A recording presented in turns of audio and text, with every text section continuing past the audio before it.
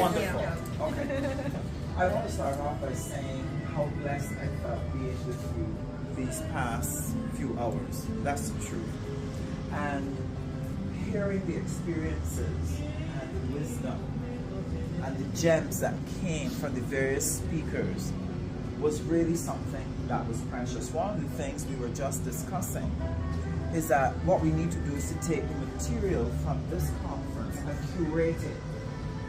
You won't be able to have all the speeches of everyone, but you can pull pieces to create a story that could be shared with all of us, and all of us then can share it across our networks, so that by next year there are 3 times the number of people wanting to come to this conference.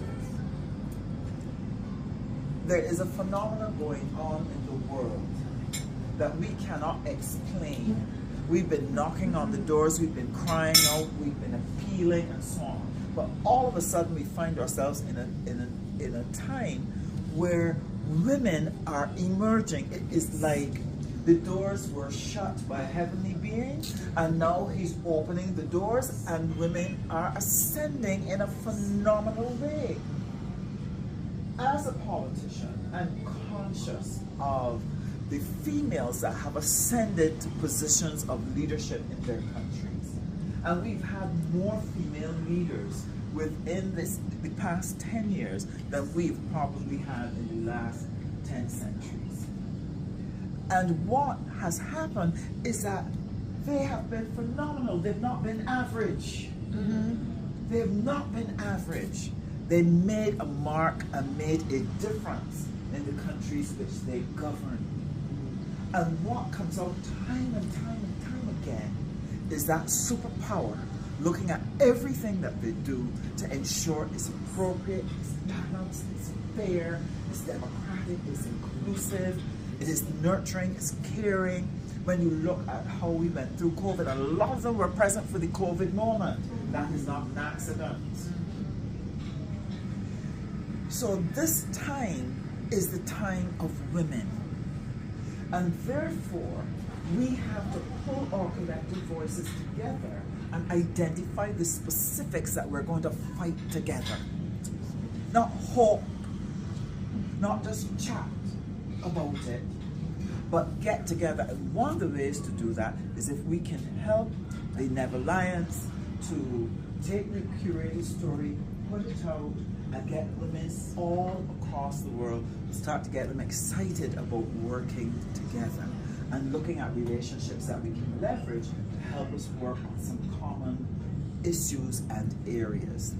There were 2 things I wanted to share with you today, but time ran out, so I will share them with you now.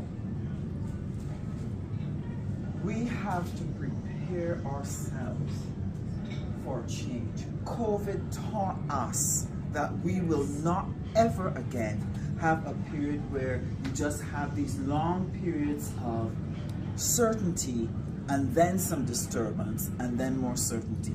What is happening now is that we are constantly battling waves all the time. We haven't quite recovered from COVID, but there are 2 waves that are coming that we have to prepare for.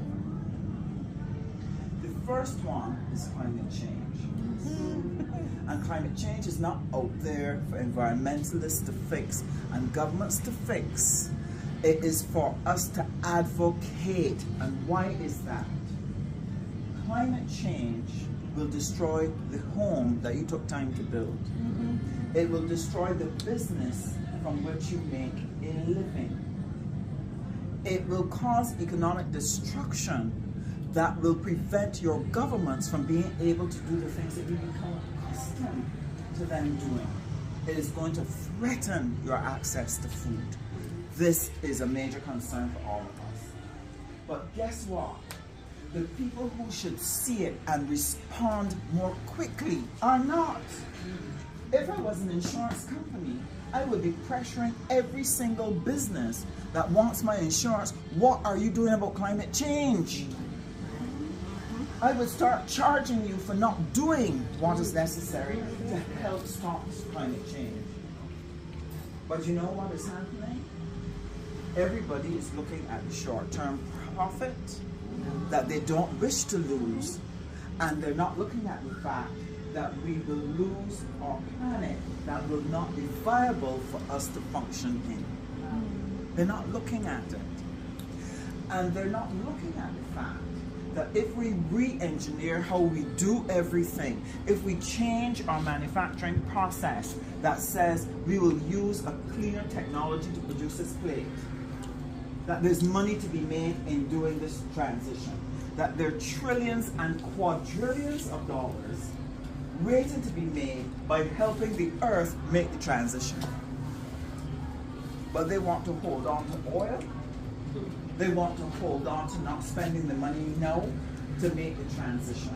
And who is going to pay the price is going to be our families and the future of our children. And that's why our voices have to be raised. So you need to join that one. And then the second thing, the second wave that is coming, is that wave of technology and artificial intelligence that will render us unnecessary in the workplace. And how are we going to